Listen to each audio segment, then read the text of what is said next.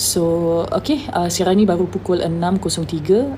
Mungkin saya boleh luangkan sedikit masa untuk apa-apa Q&A, insyaAllah.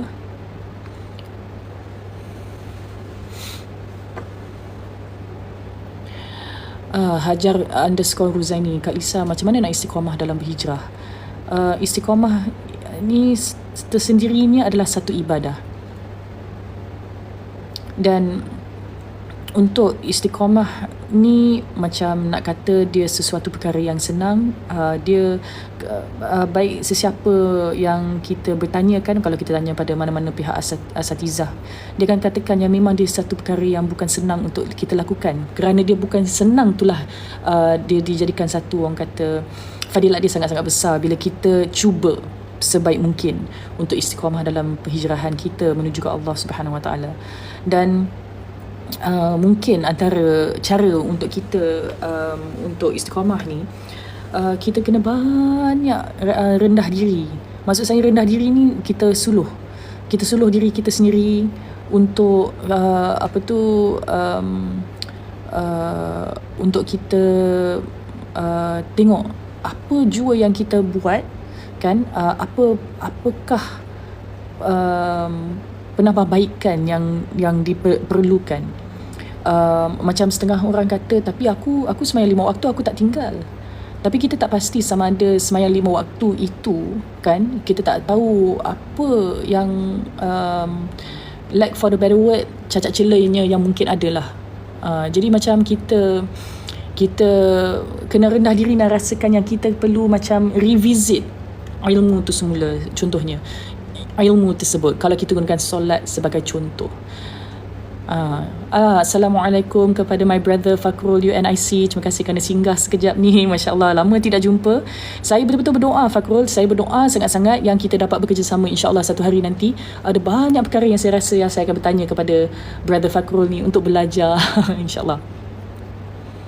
Okay, jadi macam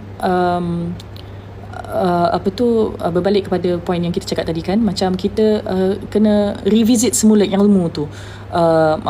Mungkin ada kita dah tahu, tapi apa salahnya refresh. Bila kita refresh sedikit sebanyak, dia membantu kami untuk mendalami kenapa kita buat begitu, kenapa kita buat ini kerana Allah Subhanahu Wa Taala, you know, selain daripada solat dan sebagainya. Tapi maafkan saya, tapi saya ternampak lagi satu komen tu bertanya mengenai pemakaian. Ada satu tu komen tu, kejap saya baca balik, berkenaan dengan, tak silap saya, tudung kot. Tak istiqamah lagi nak pakai tudung labuh tetap di dada. Macam mana? Saya tak pastilah, adik. Saya ni nak kata orang baru tak juga, saya orang lama jugalah. Tak istiqamah lagi nak pakai tudung labuh tetap is it? Tetap dada ke macam mana? Saya pun tak pasti, tapi saya faham lah. Apa tu, untuk tutup dada. Oh, tutup. Astaghfirullahalazim. Astaghfirullahalazim. Terima kasih banyak. Mesti orang fikir, ya Allah, Lisa ni blurnya. Okay, maafkan saya.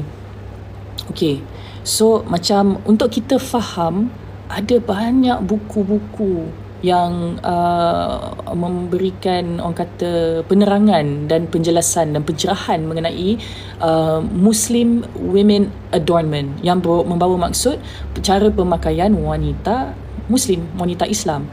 Dan kita boleh baca, ada banyak-banyak buku yang menceritakan perihal masa ayat-ayat tu diturunkan, daripada sejarah dia lagi dan sebagainya, untuk kita memahami, dan daripada situ kita boleh lebih menghargai ilmu yang kita belajar. Macam there's a lot of books actually about it, but even if say macam, okay, I'm not really much of a reader, then go ahead and ask ustaz dan ustazah tentang apa sebenarnya yang disarankan, apa sebenarnya yang Allah nak kita buat. Dan kita yang paling utama sebenarnya, kan, untuk kita berjuang dalam perhijrahan kita ni, macam mana pun izinnya datang daripada Allah Subhanahu Wa Taala. Kita mesti ingat yang kita, kalau tidak kerana izin Allah, tak jalan. Betul tak? Everything and anything that happens must be by will and grace of Allah Subhanahu Wa Taala.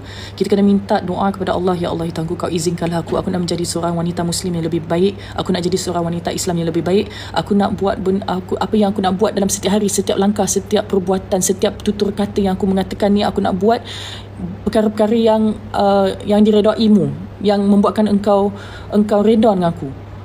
Dan kau izinkan aku kuatkan hati aku untuk istiqamah. Macam kita kena sentiasa meminta kepada Allah.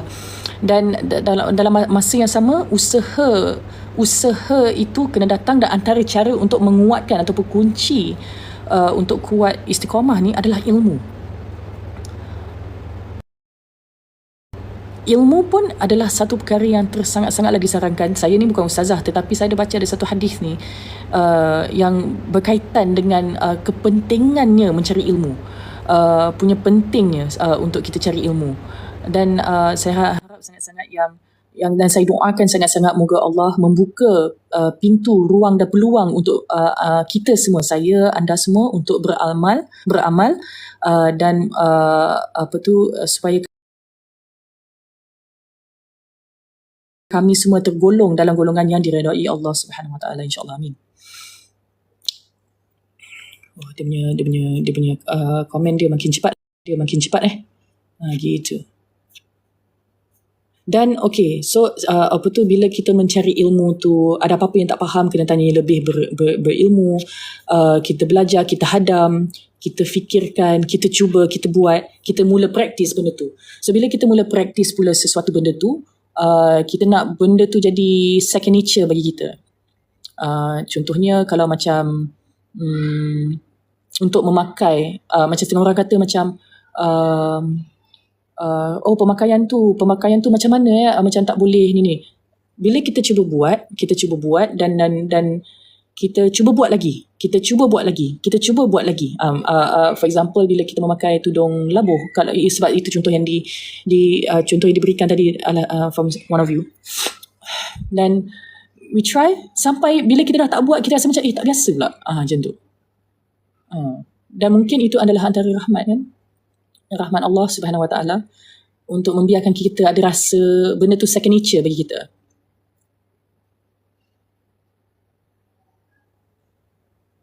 Okay, insya-Allah moga dipermudah, insya-Allah. Okay, ada apa soalan yang lain? Sekarang ni dah pukul 6.11 dah. Insya-Allah untuk agama kita, azam kita buat kerana Allah, insya-Allah pasti Allah tolong, insya-Allah. Amin. Do I have advice on how to move on from someone who left you and hurt you? Apa tu? Okay, a feeling of loss is not easy to go through, of course, kan?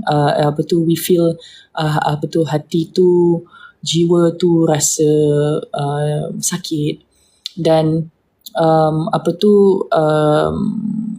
perasaan macam mungkin dianiaya. The question is very wide, tapi in a nutshell yang mungkin saya boleh kongsikan adalah sometimes bila kita go through apa-apa yang kita go through yang mungkin rasa macam satu ujian ataupun dugaan, Alhamdulillah ala kulli hal.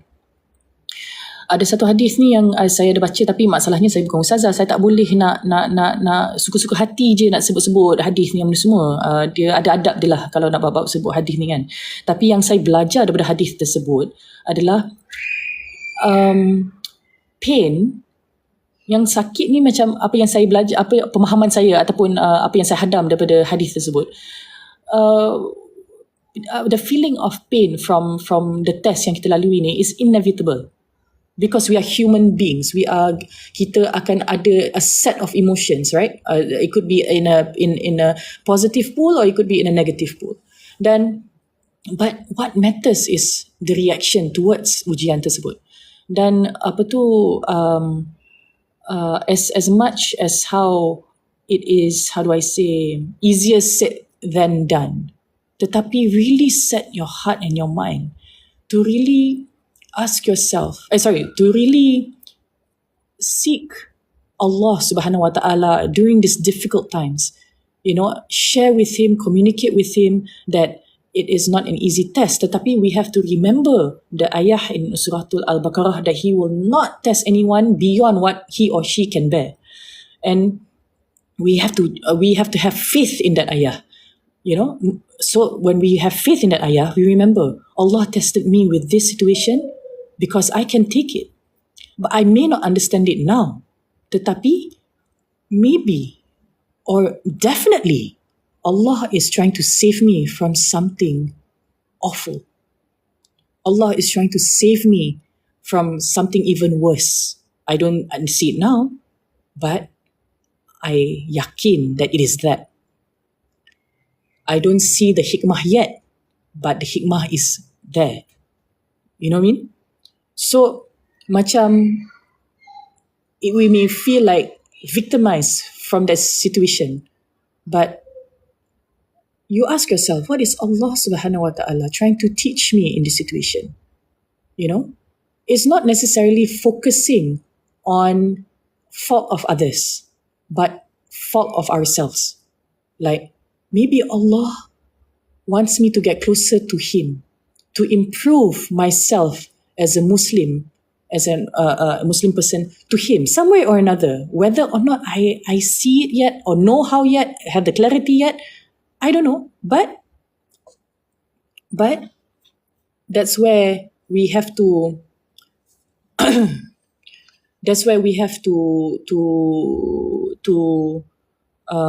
steer our focus on. It means that you need to have faith in any situation that might be hurting you based on Ayatul Quran. Yeah. It's part of our journey to strengthen our taqwa. It's part of our journey to strengthen, to have tawakkul. We have to make dua that to Allah every day. Oh Allah, I please allow and guide me to accept what is your will. We have to ask from Allah for that. Waalaikumsalam. I hope that helps with the question. Allah subhanahu wa ta'ala, when we are being tested, bila kita diuji ni, kita mesti bersangka baik kepada situasi tersebut. Bersangka baik kepada Allah Subhanahu Wa Taala bahawa ujian tersebut ni adalah untuk kebaikan kita. Because Allah would never doom us. Sorry sebab macam ada banyak message masuk. Dunia ini pentas ujian sebelum kita bertemu dengan Allah. Sahih. Thank you for the good reminder.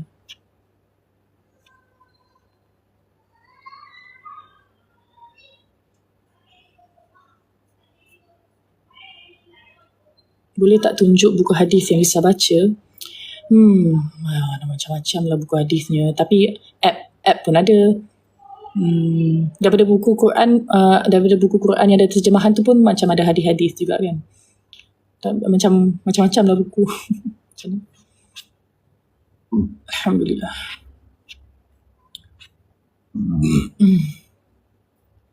Lisa apa zikir harian yang selalu Lisa amal sebab Allahu Akbar, subhanallah. Zikir pagi dan petang, insya-Allah moga istiqamah. Waalaikumsalam. Macam duduk dalam peti ais. Saya kat dalam bilik saya dan saya pakai benda ni, tripod. Saya pakai tripod ni, saya letak atas meja. Lepas tu duduk kat lantai. Sempoi. Walaupun amat berat dan sukar, Allah Subhanahu Wa Taala Maha mengetahui apa yang terbaik untuk hamba-Nya. Sahih, insya-Allah. So true.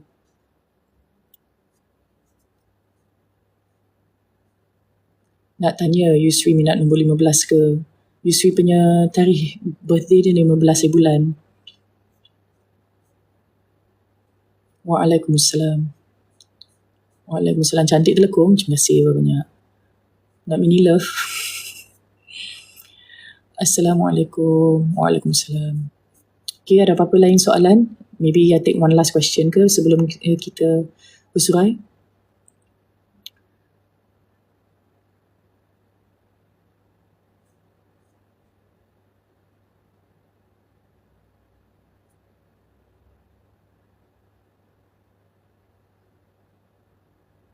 Aunty Zarina, okay ke? Alhamdulillah. Alhamdulillah. She is doing good. Alhamdulillah. Thank you for asking. Lisa, doakan sahabat-sahabat kita yang tengah diberi ujian rumah tangga mereka. Sayang Lisa, ya Allah, ya Tuhanku, ya Allah. Kan? Kita doakan untuk mereka, ya. It's not an easy situation, but we have to doakan for them, insyaAllah.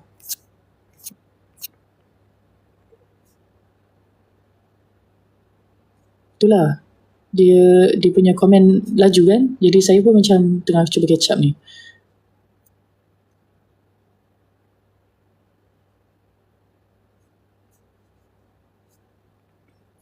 Okay. So rasanya tu je lah kot Macam tak berapa ada soalan sangat dah. Jadi saya minta diri dulu. Lisa pernah experience anak below 1 year old refuse makan? Tak pernah je. 3 anak pun macam tu. Tak nak makan. Apa juga pun tak nak makan. Picky eater betul kan. Jadi saya pun macam mana ni kena berperah otak fikirkan macam mana tu.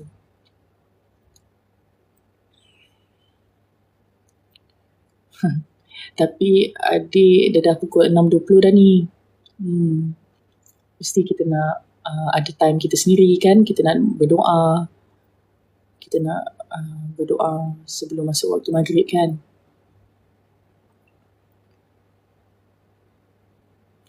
Selalu balik Ipoh ke tak? Kampung saya bukan kat Ipoh. Saya memang melahir dan membesar di Kuala Lumpur sebelum berkahwin dan duduk di Kajang.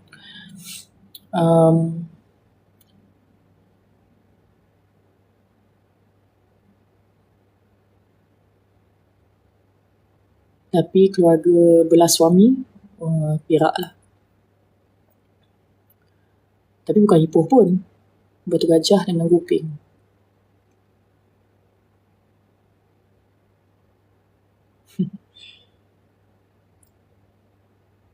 Macam mana? Kak Lisa biasa lepas solat asar direct sampai ke maghrib ke? Tak juga. Tak. Saya tengah TikTok live. Oh, ingat tak jadi? Tak, nak ada. Tak apa, it's okay. Masya Allah. Suami dah bawa ajak keluar makan. Tak apa, it's okay. I mean if you tak nak lama. What is that? Sorry? Cuci. Servicing my stuff. Oh, not the car stuff. Suami ajak keluar makan, dinner. Hihihi, Masya Allah. Tapi macam tak nak susahkan dia. Tadi sebut. Jadi macam, tapi actually sebut je. Tapi taklah macam, mesti ke apa ke. Tak pergi pun tak apa. Boleh je hari lain kan. Kurang, ya Allah. Saya dengan hidung sumbat ni, ya Allah. Alhamdulillah ala kulli hal. Kita tak sihat pun kita kena sangka baik kan. Alhamdulillah ala kulli hal. Sakit ni penghapus dosa. Allah yang gerakkan hati suami tu. Kan? Subhanallah. Okay lah. Dia kata berapa kali dah sebut. Ya ke berapa kali? Baru sebut tadi. Sebut je tadi. Tak cakap je suka-suka je. Jom kita makan ni. Tapi kalau tak pergi pun tak apa. Okey je. Saya macam terahal lah. Doain isteri selalu makbul.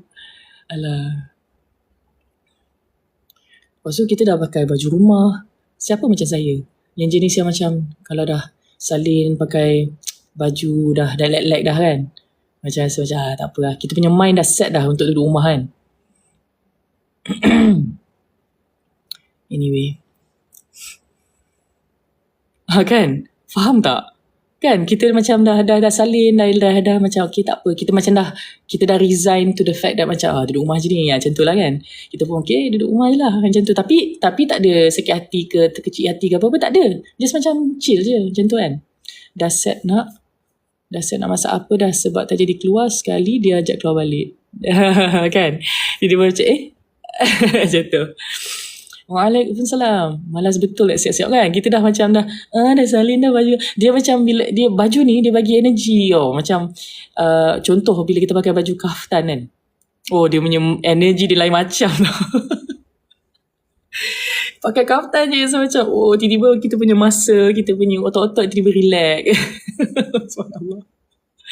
Kan? So I'm not the only one that thinks like this. Anyway, kalau dah suami dah sebut macam tu, alhamdulillah lah. Mungkin dia cakap macam ni pasal esok dia tak cuti esok dia kena kerja. So mungkin bagi dia kata macam kan kita kepingin pula. Tapi sejujurnya saya sangat okey kalau tak pergi. Okey sangat. Tak ada macam terasa hati ke apa ke. Apa dia? Saya pakai kaftan rasa lawa ala-ala Lisa Surani. Padahal kecundang kitanya ni. Alright. So okay lah guys. Sekarang ni pun dah pukul 6.26. Kan? I think we can excuse ourselves. Saya mengharapkan Allah izinkan kami semua untuk buat doa untuk waktu pada dalam waktu ni, dalam waktu sebelum nak masuk maghrib ni kan. So saya doakan moga doa yang anda semua doakan, insya-Allah Allah angkat dan terima the best way He knows best for you semua. Saya nampak kurus, itu semua penipuan. Jangan percaya tu semua. Sebab yang ni entah TikTok suka-suka je bagi filter kot. Saya tak rasa saya kurus macam ni. Anyway. Allahumma salli ala Muhammad. Alright. So saya beransur dulu Saya kadang-kadang rasa macam nak beransur, tapi rasa macam kurang ajar pula, macam nak keluar terus bila orang masih bercakap. Ini trik life ni.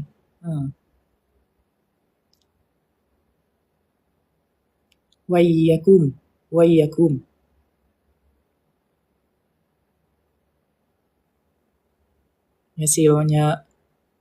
Terima kasih banyak atas doa yang baik-baik. Saya doakan doa yang baik-baik yang anda berikan kepada saya, doakan untuk saya. Saya doakan dan harapkan berbalik kepada anda semua berganda. InsyaAllah, amin. Okay. Alright. So nanti, terima kasih join live session ni. Walaupun random sangat. Tapi bagi mereka yang mengikuti saya dekat TikTok pun tahu yang waktu-waktu begini biasanya kita akan buat live session untuk buat azkar petang sama-sama. Kemudian ada Q&A sikit-sikit. Kan? So thank you for coming in and joining as well. Okay. Bismillahirrahmanirrahim.